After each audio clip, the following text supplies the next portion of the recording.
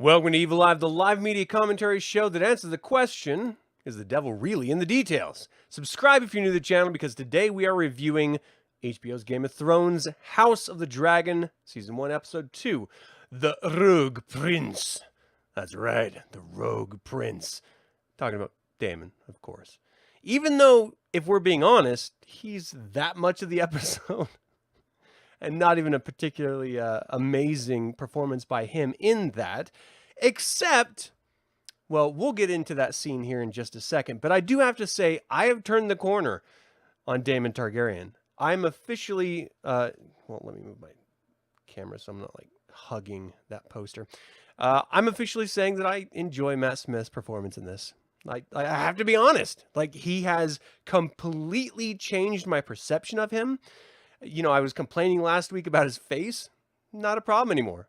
It may be the amount of face time that we're getting from him, but it still didn't bother me at all. And I'm kind of into his character a lot.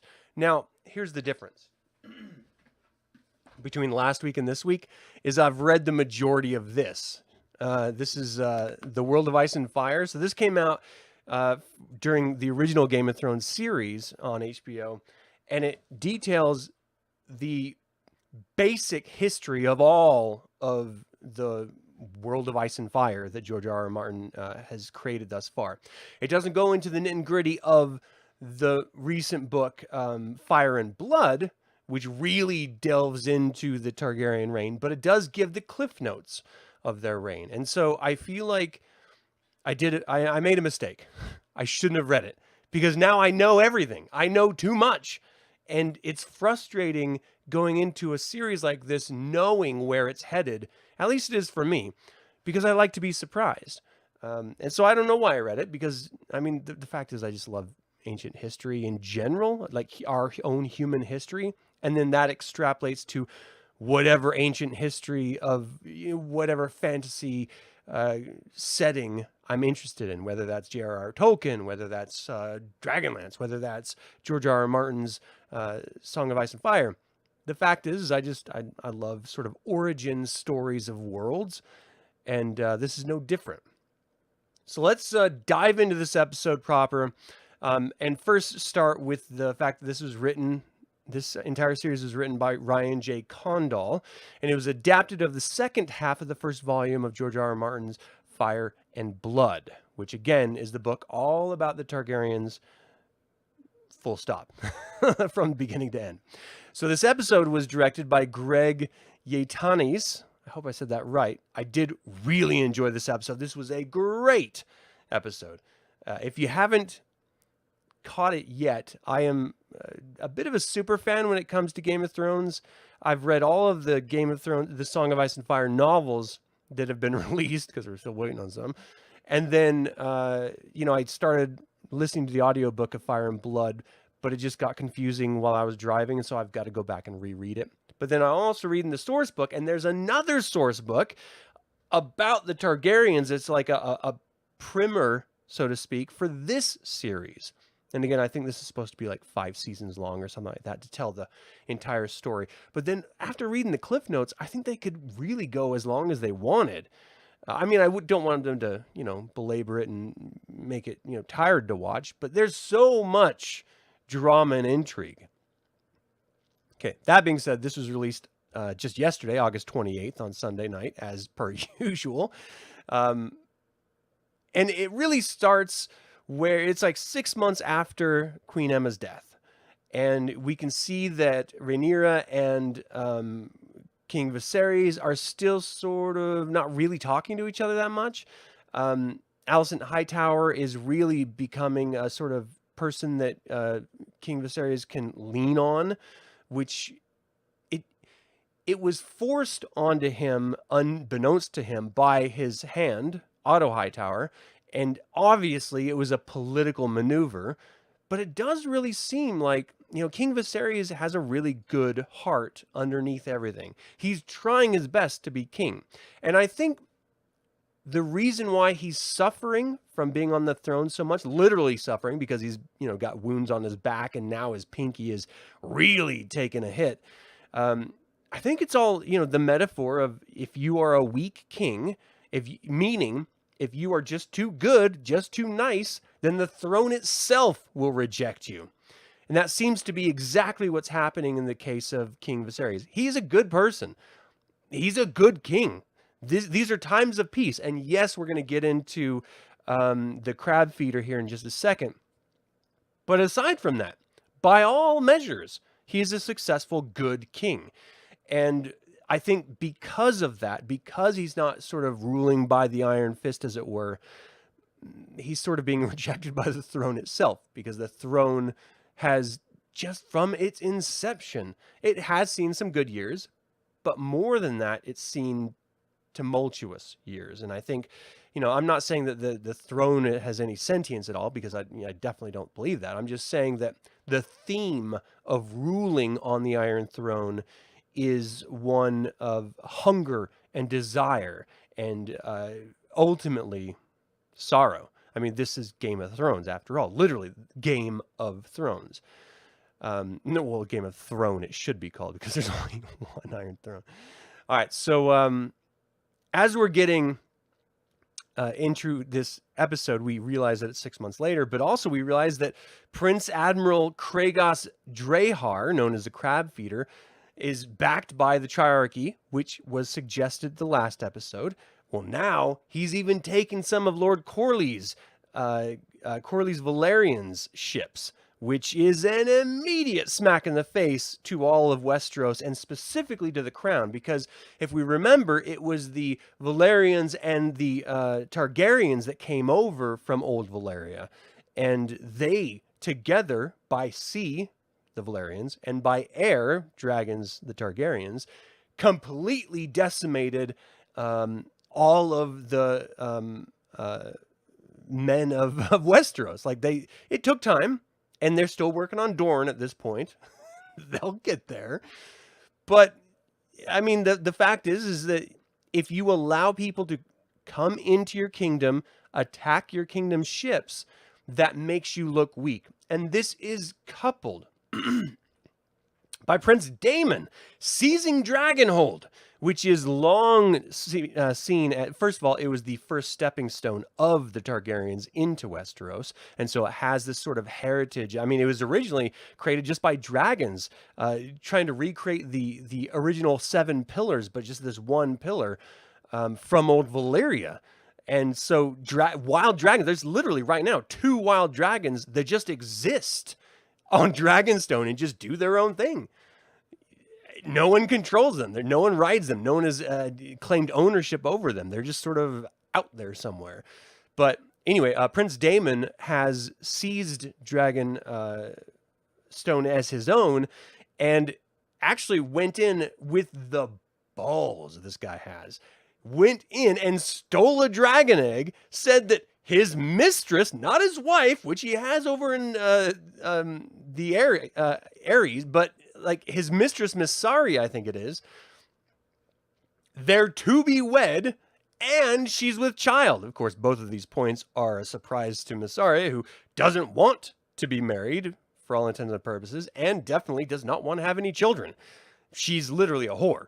And she just wanted to latch on to Prince Daemon, as revealed during the show, in order to not be afraid anymore, because the life of a whore, of a mistress, of a pleasure woman, is one of terror. I mean, that's what happens when you, I mean, ultimately, it's the oldest profession, prostitution.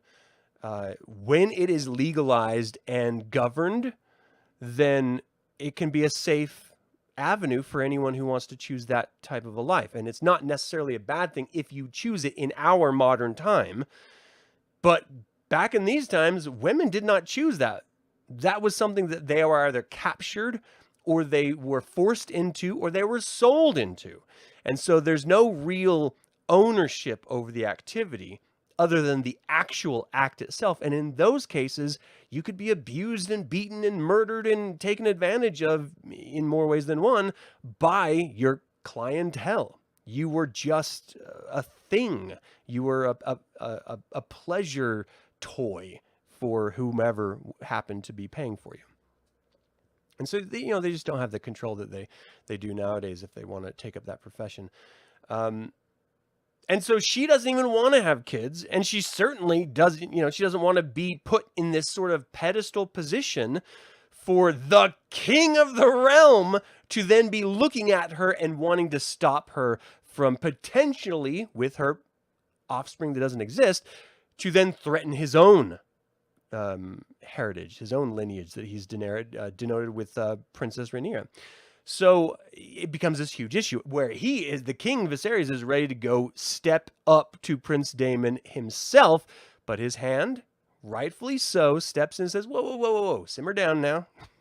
You're the king. Let's not get ahead of ourselves. He's trying to goad you to go out yourself. Allow me to go with some of the King's Guard, and we will take care of this like civilized men. And so King Viserys relents.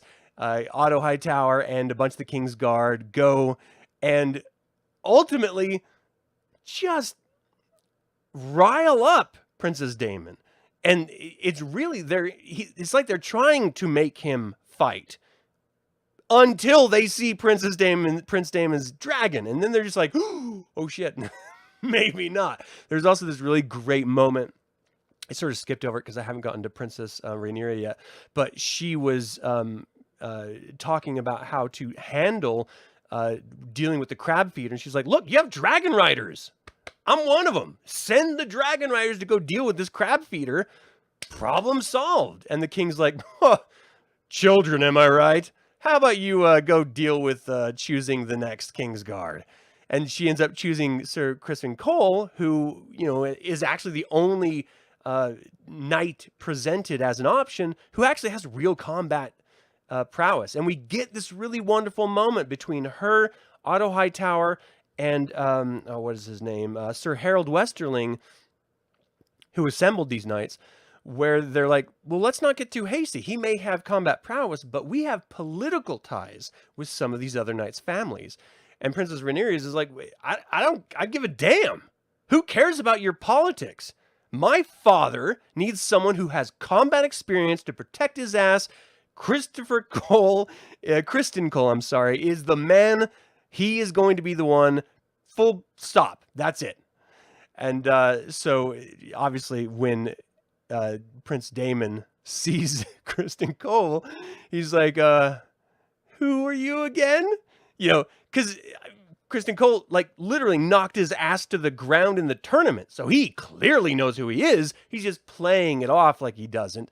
And then there's this really wonderful back and forth between the two of them, just basically dick measuring contest. And it was awesome because Criston Cole has a huge dick apparently because he won the fucking argument, clearly. But anyway, as they're staring off, Otto Hightower, his crew, and Prince Daemon, his Goldcloak's crew, and Prince Daemon's dragon, we see this really wonderful sort of Jaws callback with the clouds instead of water, but this movement coming through. Then suddenly, Princess Rhaenyra pops up with her dragon, and Syraxes, and just stops the entire argument. Sorry, it was Syrax, not Syraxes. But she just comes up and says, look, everyone, calm down. You're all pretty. Prince Daemon, we need to have a word. She's like, look, we're family. You're doing this because you're pissed at me. Because I'm the new heir. I get it. If you want to be in charge, this is your chance.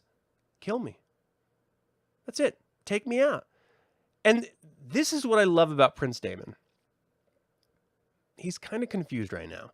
He was forced into a marriage with in the area with the Arryns that he doesn't even like. He doesn't even like her. He doesn't even find her attractive. He hates her.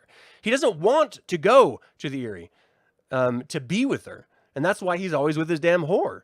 And that's why he sees Dragonstone, because he wants to just be in the realm. He wants to be involved with the family business. This is a very mobster type situation. And I can totally understand it. I totally appreciate it.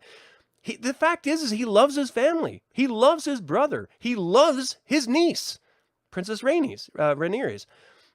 I mean, he doesn't want to hurt them, but he doesn't know what to do. He's confused. He's frustrated. He feels rejected for no reason, because the fact is he's a very excellent warrior. He's an excellent Targaryen as far as Targaryens go.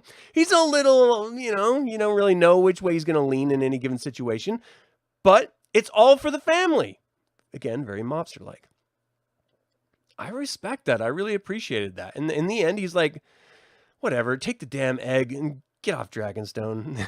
And he leaves, and he has this wonderful back and forth with his whore who, didn't know about any of this and doesn't want to be involved in any of this. But ultimately, Princess Rhaenyra just showed her dick. She was just like, look, I'm not here to fuck around. I'm the heir. I'm going to remain the heir. If you don't like it, let's go toes. But until that point, until you're willing to go toes, shut the fuck up, sit the fuck down, and listen to how the grown-ups talk. It was amazing. And so, of course, you're going to love this goddamn princess. And now that I know what's about to happen, it just makes me more and more frustrated. This is the problem with getting involved with the Starks early on in Game of Thrones. You grew to love them, and then we saw what happened, and you started to hate the series, but you were invested at that point, so you just had to keep watching. Same with Princess Rhaenyra. She's not going to die, not anytime soon, but the fact is we're about to have a civil war. That's what the entire series is about. It's not a surprise. It's not a spoiler. That's what we know. And shit's about to hit the fan. So she goes back and gets scolded by her father, who's like, what the hell are you doing? But again, they have this wonderful, loving family, and he just didn't know how to talk to her for the past 6 months about her mother's passing. He is hurt. He is grieving. She is hurt. She is grieving. And they finally get together and have this grown-up conversation about the death of the mother, her actions, and what it meant. And it was beautiful. When we were first introduced to the Targaryens, I hated them in Game of Thrones. They were totally shitty. But now I kind of have turned a corner on them. I absolutely adore them, and it's frustrating knowing what's coming. Okay. So then ultimately, hold on, I got to back up here. Lord Corlys Velaryon approaches the king, and he says, look, actually the king approaches him, but either way, they're talking. He's like, look, I shouldn't have come in as strong as I came in, so I apologize about that. But the fact is, we need to strengthen our line here in Westeros. And the best way to do that is to join the two families from Old Valyria, the Velaryons and the Targaryens. You can marry my 12-year-old daughter. That's right. He's trying to sell off his daughter, Lena, at 12 years old. Now, I get that, it's not like they're going to be having sex at 12. Her mom said, oh, you can wait till you're 14. Which, again, still not kosher. I understand in our own history, if we're going back to the Renaissance and even before that, in medieval times, that was normal. Because you didn't live very long back then, You were an old man at 30.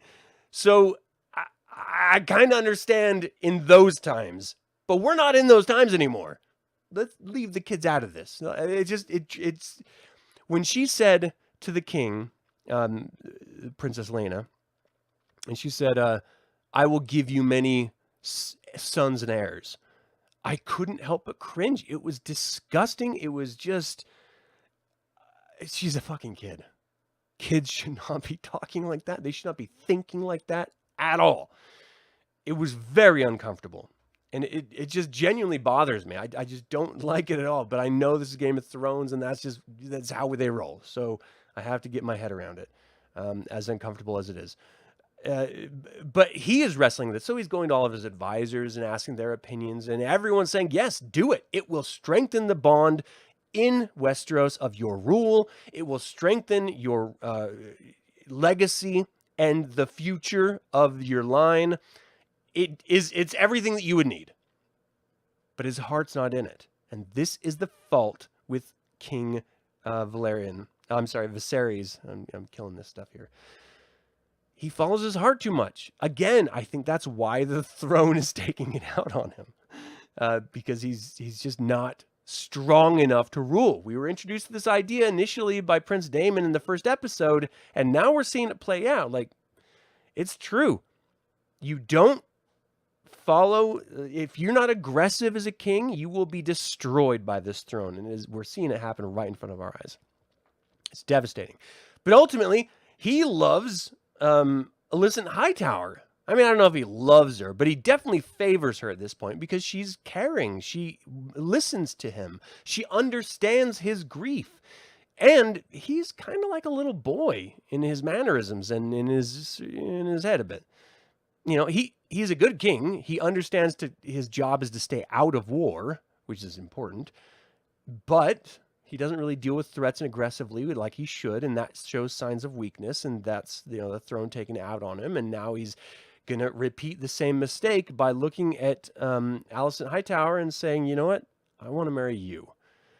And so when he announces that, he scorns Lord Corlys Velaryon, his would-be tightest ally, because his own cousin is Lord Velaryon's wife, and she was passed over, the queen that never was, passed over for King Viserys to take the throne from their father, or from the previous king anyway.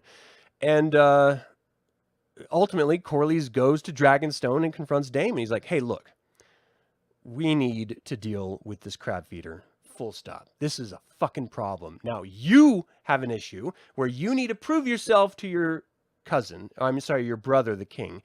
You need to establish yourself as your own entity, your own man. This is the place to do it. And there's this really great moment where they're sort of mocking the king, and Prince Daemon turns over to Lord Corlys. He's like, whoa, whoa, whoa. You don't get to talk to him like that or talk about him like that. Only I do. Very mobster. I just felt so good. I feel like I was watching Sopranos or something. I just loved it. But basically, they're going to team up and they're going to go deal with the crab feeder because the king doesn't want to, because he's worried the crab feeder is backed by the triad, which is the free cities. You know, like that's a whole war that you could start if you really get in there. Prince Daemon and Lord Corlys don't really care at this point. They just need to deal with the problem at hand, and they're going to. So where we're going to go from here, I mean, who knows? Oh, I don't want to skip over this. Rhaenyra Targaryen and Rhaenys Targaryen, who's married to Corlys Velaryon, the queen that never was, they have this really great back and forth where she's like, look, kid, you don't understand. They don't want women to be the king, you know, in charge, the queen in charge, as it were. They don't want women ruling. This is a patriarchy. The men will do anything. They will burn the kingdom down before they allow a woman to ascend the Iron Throne. And she's like, oh, they all bent to my knee, and maybe it was just you know, being a princess and sort of being ignorant to the full depth of the politics at play here. And, you know, Princess Rhaenys was like, look, I wish I could have the naivete that you do. But the fact is you're about to see some shit. Now, this is a foreshadowing moment. I think everyone watching this is really appreciating the back and forth between the two. But she's straight up saying what's going to be happening in the seasons to come. You will not be accepted as the queen because you're a woman. The men will find a way. And boy, do they. And it's not just the men, it's the Hightowers. So I don't want to get into it too much more than that. But just to say, shit is about to hit the fan, and it's not going to be pretty. Of course, it's going to be in time. But if they skipped 6 months in this between the first and second episode, it's not absurd to think that I would like to see the wedding. So hopefully they don't skip too far. But it's, you know, they could skip a few years or more. We already know there's new actors for Princess Rhaenyra and Alicent Hightower, or actresses. So, you know, we're going to get that time jump eventually. So whether it's episode 3, episode 4, episode 5, who knows? But Rhaenys is telling her, it's coming. You better get ready. And I love Rhaenys' character. I feel really connected to her turmoil. You know, she didn't want to offer up her daughter, her 12-year-old daughter, to the king, but she knew that the families need to unite for the strength of the kingdom, and because of that, she was willing to. Lord Corlys wants to unite the kingdom so that he has even more forceful play over the families to sort of push King Viserys to help him deal with this crab feeder threat. And in the absence of that, he goes to the next Targaryen in line, Prince Daemon. And they're going to be teaming up, and they're going to be going doing their own thing for a while. So we're going to be seeing some really wonderful, wonderful drama here. And I do have to say, the Song of Ice and Fire theme song at the beginning of episode 2 and seeing the blood running through all the different houses and stuff, oh, loved it. I thought it was beautiful. I thought it was absolutely stellar. I am so excited about this show. It is just so goddamn good already. I can't believe it. I was in this gaming session with some friends years ago, before Game of Thrones ever came out as an HBO series. And they're like, look, you're really into politics. You're really into fantasy. You should really read the Song of Ice and Fire series of books by George R. R. Martin. And so I just listened to them. I started reading it, and holy shit, were they right. It is amazing. I'm so excited to be revisiting this world with this new series, House of the Dragon, and seeing those dragons. Oh my gosh, just the dragons themselves are amazing. And I love that it's just not a cookie cutter, like this is what a dragon looks like, and each of them have that same looking dragon. They all look different. They all feel different. They all have different mannerisms. They all sound different. It's so good. Oh, goddamn, this is such a great show. So, really, that's it. We got to set up with Prince Daemon and Lord Corlys to go deal with Crab Feeder. We got to set up with King Valerian. I don't know why I keep doing that. King Viserys to marry Alicent Hightower. We've got to set up with Princess Rhaenyra realizing that she's going to have to fight for her future throne. And we see the throne rejecting our current king. And there's so much more beyond that they're going to be getting to, so I can't wait. I hope you guys are as excited as I am, and you're just loving this. You're more than welcome to join me live in these discussions, and we can have back and forths, or let me know after the fact in the comments of the show what you think of this episode and what you think of House of the Dragon in general. I'd love to hear it, even if you disagree with me, maybe arguably, especially if you disagree with me. It's okay. It's healthy to disagree about things, and we can be adults and, admit and accept others' perspectives about things. That's okay. So let me know what you think in the comments below. Thank you guys so much for tuning in. And as always, evil spelled backwards is live. So why not get out there and be a little bit evil?